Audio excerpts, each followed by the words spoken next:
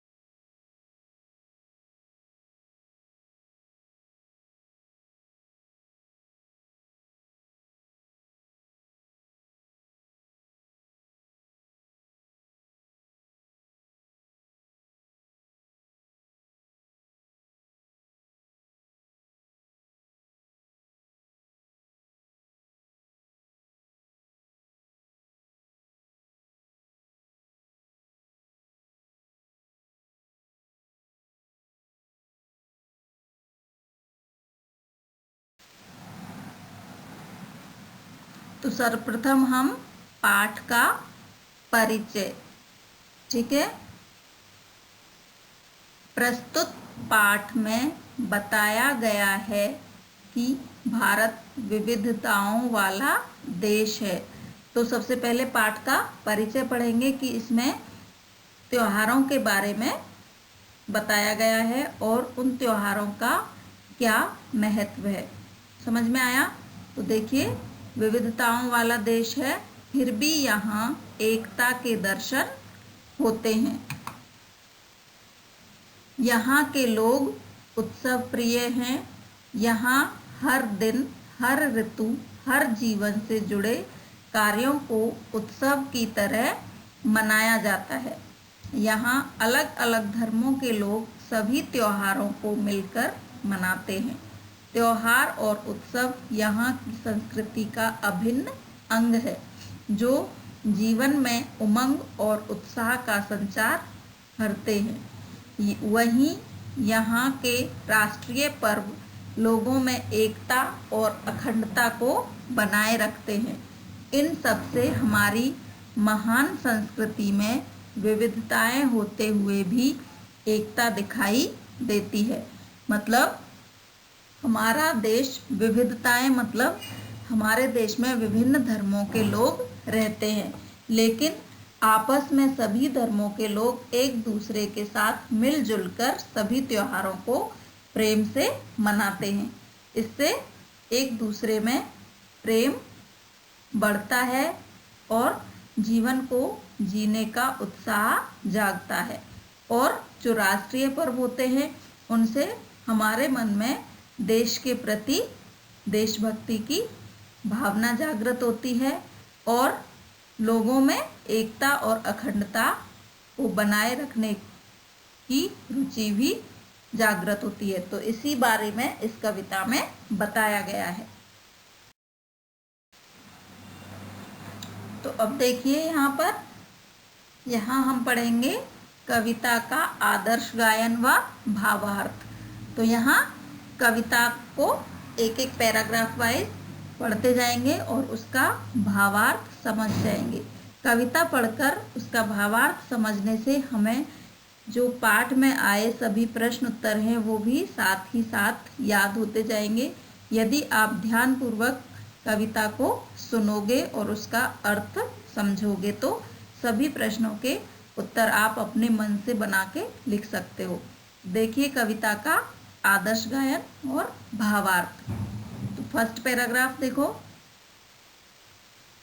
Hulls रहा माटी का कण कण, उमड़ रही रसधार है, त्योहारों का देश हमारा, हमको इससे प्यार है।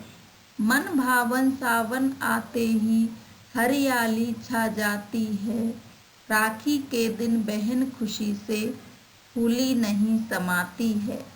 घर बाहर झूले ही झूले, गाते राग मल्हार हैं, त्योहारों का देश हमारा, हमको इससे प्यार है। तो अब इसका अर्थ देखो। भावार्थ। इन पंक्तियों में कवि कहता है कि हमारे देश की मिट्टी का कण कण प्रसन्नता से भरा हुआ है और यहाँ रस की धारा बह रही है, अर्थात हमारे देश के प्रत्येक व्यक्ति के मन में खुशियाँ भरी हुई हैं। ऐसा भारत देश त्योहारों का देश है जिसमें हम सब बहुत प्यार से रहते हैं और ऐसे देश से हमें बहुत प्यार है। सावन का महीना सभी के लिए खुशियाँ लेकर आता है, सब तरफ हरियाली छा जाती है, सभी बहनें अपने भाई को राखी बांधकर खुश होती हैं, सभी महिलाएं वर्षा ऋतु में गीत गाती हुई झूला झूलती हैं। उमंग भरे त्योहारों के देश से हमें बहुत प्यार है। तो कवि इसमें क्या समझाना चाहता है कि हमारे देश में सभी धर्मों के लोग त्योहारों के माध्यम से एक दूसरे के प्रति प्रेम को दर्शाते हैं और अपने देश से बहुत प्यार करते हैं। समझ में आया? तो यहाँ पर सभी धर्मों के त्योहारों का वर्णन इस कविता में किया गया है। नेक्स्ट पैराग्राफ देखो। आज़ादी के दिवस तिरंगा घर घर पर लहराता है, वीर शहीदों की गाथाएं हमको याद दिलाता है। मन भावों से भर जाता है, माँ की जय जयकार है, त्योहारों का देश हमारा, हमको इससे प्यार है। तो अब यहाँ पर हमारे देश में मनाए जाने वाले स्वतंत्रता दिवस का वर्णन किया गया है। भावार्थ देखो। कवि कहता है कि स्वतंत्रता दिवस पर हम सभी भारतीय हर घर और हर जगह पर तिरंगा फहराकर आज़ादी का पर्व मनाते हैं। यह दिन हमें आज़ादी के लिए शहीद हुए वीरों की याद दिलाता है, जिन लोगों ने हमारे देश को आज़ाद करवाया, उनको हम इस दिन याद करते हैं। उनके बलिदान की वीरतापूर्ण कहानियाँ सुनकर हमारा मन श्रद्धा से भर जाता है। हम सभी भारत माँ की जय जयकार करके खुशी मनाते हैं। ऐसे त्योहारों के देश से हमें बहुत प्यार है।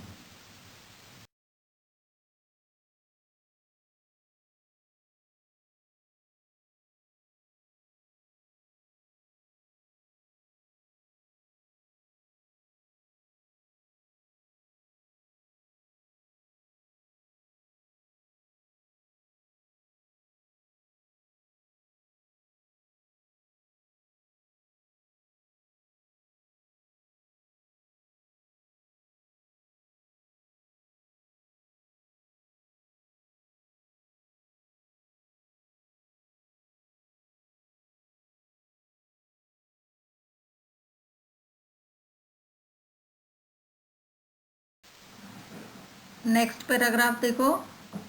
आता है हर वर्ष दशहरा, होते खेल तमाशे हैं, दिवाली पर दीपदान, फुलझड़ियाँ खिल बताशे हैं। धूम धड़ाके और पटाखों की कैसी भरमार है, त्योहारों का देश हमारा, हमको इससे प्यार है।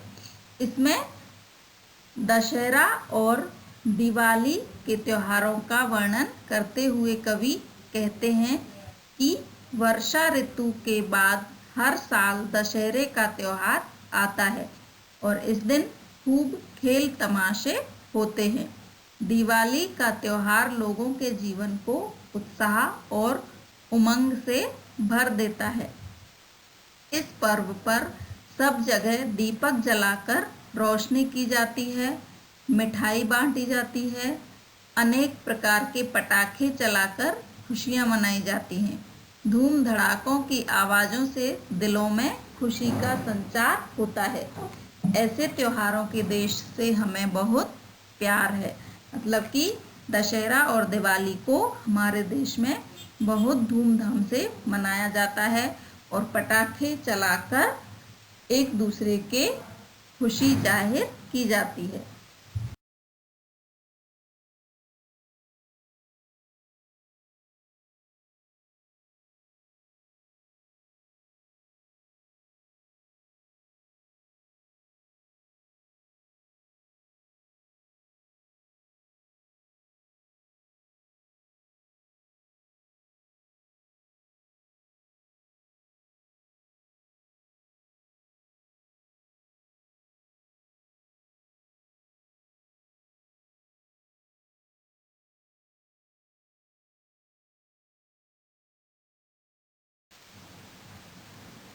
नेक्स्ट पैराग्राफ देखिए।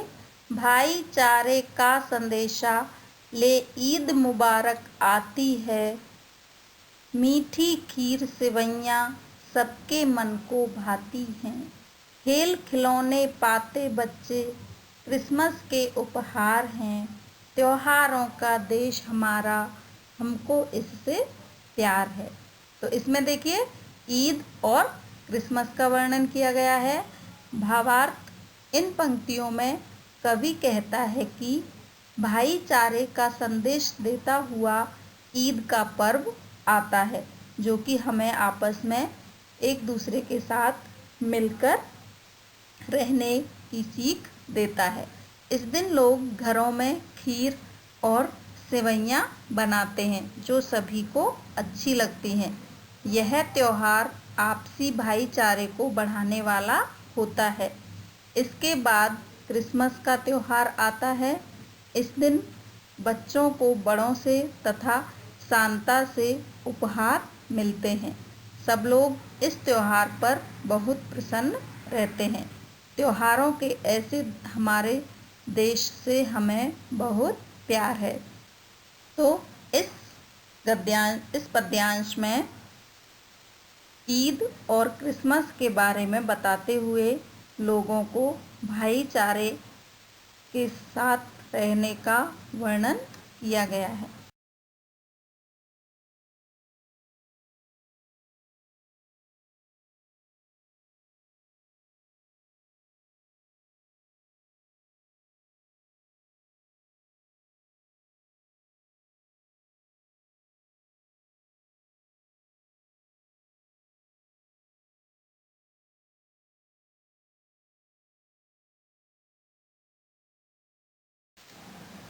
नेक्स्ट पैराग्राफ देखिए।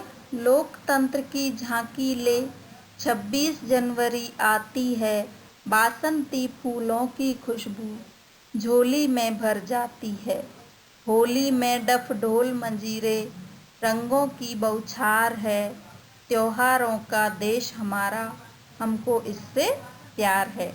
इस पैराग्राफ में 26 जनवरी मतलब गणतंत्र दिवस और वसंत ऋतु तथा होली आदि त्योहारों का वर्णन करते हुए हमें मिलजुल कर रहने का संदेश दिया है।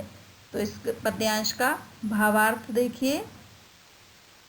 इन पंक्तियों में कवि कहता है कि 26 जनवरी को हमारे देश में धूमधाम से गणतंत्र दिवस मनाया जाता है। बसंत ऋतु में हर तरफ रंग बिरंगे फूल खिलते हैं। बच्चों, हर एक त्योहार के महत्व को इस कविता के माध्यम से बताया गया है और हमें मिलजुल कर प्रेम पूर्वक रहने का संदेश दिया गया है। और उनकी खुशबू से वातावरण महक उठता है। फाल्गुन मास में होली का त्योहार आता है। रंगों के इस त्योहार में हर तरफ मस्ती का माहौल रहता है। ढोल और मंजीरों के साथ लोग नाचते हैं, एक दूसरे को रंग गुलाल लगाकर गले मिलते हैं। ऐसे त्योहारों के देश से हमें बहुत प्यार है। तो बच्चों, आपको इस कविता को ध्यानपूर्वक पढ़कर याद करना है और इसका भावार्थ भी समझना है। ध्यानपूर्वक पढ़िए और भावार्थ समझिए, इसके बाद इसके प्रश्न उत्तर हल कीजिए।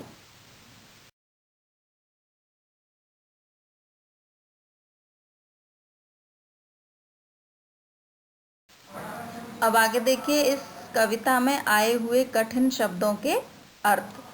हुलसना मीन्स प्रसन्न होना, राग मीन्स गीत, शहीद मीन्स बलिदान होने वाले, गाथाएं मीन्स कहानियाँ, सेवैयाँ मीन्स आटे से बना खाद्य पदार्थ, रंगों की बौछार रंग बिरंगा वातावरण, मन को भाना अच्छी लगना, फूला नहीं समाना बहुत खुश होना, मल्हार वर्षा ऋतु में गाए जाने वाला एक गीत।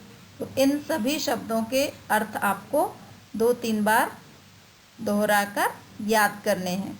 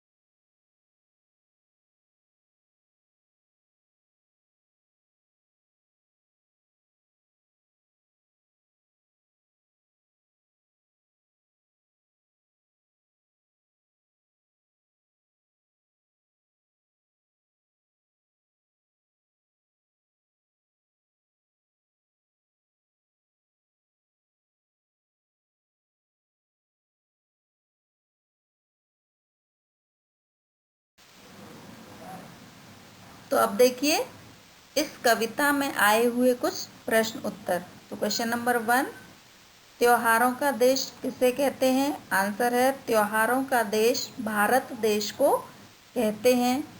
नेक्स्ट क्वेश्चन, आज़ादी के दिन तिरंगा किस बात की याद दिलाता है? आंसर है आज़ादी के दिन तिरंगा वीर शहीदों की याद दिलाता है। नेक्स्ट क्वेश्चन, गणतंत्र दिवस कब मनाया जाता है? आंसर है गणतंत्र दिवस 26 जनवरी को मनाया जाता है। नेक्स्ट क्वेश्चन, राखी का त्यौहार कैसे मनाया जाता है? तो आंसर है राखी के दिन बहन अपने भाई की कलाई पर राखी बांधती हैं और भाई अपनी बहन को उपहार देता है। इस प्रकार से प्रेम पूर्वक ये त्यौहार मनाया जाता है। तो बच्चों, अगर आप लोग कविता ध्यान से पढ़ोगे और उसको याद करोगे तो बहुत क्वेश्चनों के आंसर तो आपको याद हो जाएंगे, क्योंकि सारे प्रश्न कविता में से ही दिए गए हैं। तो ध्यानपूर्वक कविता याद कीजिए और उसका अर्थ समझिए, फिर प्रश्नों के उत्तर आप अपने मन से भी लिख सकते हो।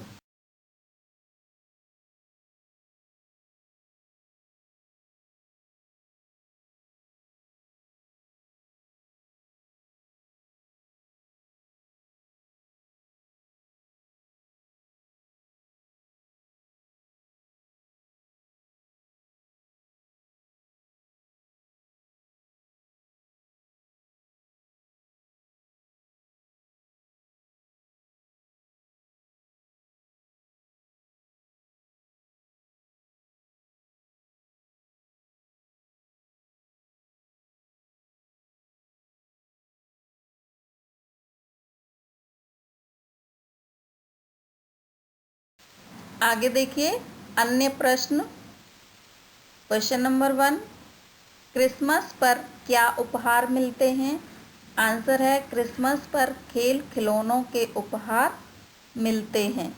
नेक्स्ट क्वेश्चन, हमारे देश को त्योहारों का देश क्यों कहते हैं? आंसर है हमारे देश में हर महीने कोई ना कोई त्योहार मनाया जाता है, इसलिए हमारे देश को त्योहारों का देश कहते हैं। आप ऐसे भी लिख सकते हो कि हमारे देश में सभी धर्मों के त्योहारों को बड़ी धूमधाम से मनाया जाता है और हर महीने कोई ना कोई त्योहार मनाते ही रहते हैं, इसलिए हमारे देश को त्योहारों का देश कहते हैं। नेक्स्ट क्वेश्चन, वीर शहीदों की गाथाएं सुनकर मन में क्या भाव उठते हैं? आंसर है, वीर शहीदों की गाथाएं सुनकर मन में देशभक्ति के साथ ही त्याग और बलिदान की भावना के भाव उठते हैं। मतलब हमारी देशभक्ति जाग उठती है और अपने देश के प्रति त्याग और बलिदान की भावना के भाव उठने लगते हैं। लास्ट क्वेश्चन देखिए, भाईचारे का संदेश कौन सा त्योहार देता है? तो आंसर है, भाईचारे का संदेश ईद का त्योहार देता है। अब इसमें एक क्वेश्चन ऐसे भी बन सकता है कि इस कविता से हमें क्या संदेश मिलता है? तो इसका आंसर क्या लिखोगे? इस कविता के माध्यम से हमें आपस में मिलजुल कर रहने का संदेश मिलता है। तो बच्चों, इस कविता को याद कीजिए, इसका अर्थ समझिए और इसके प्रश्न उत्तरों को याद करके लिखने का अभ्यास कीजिए। धन्यवाद। आपका दिन शुभ हो।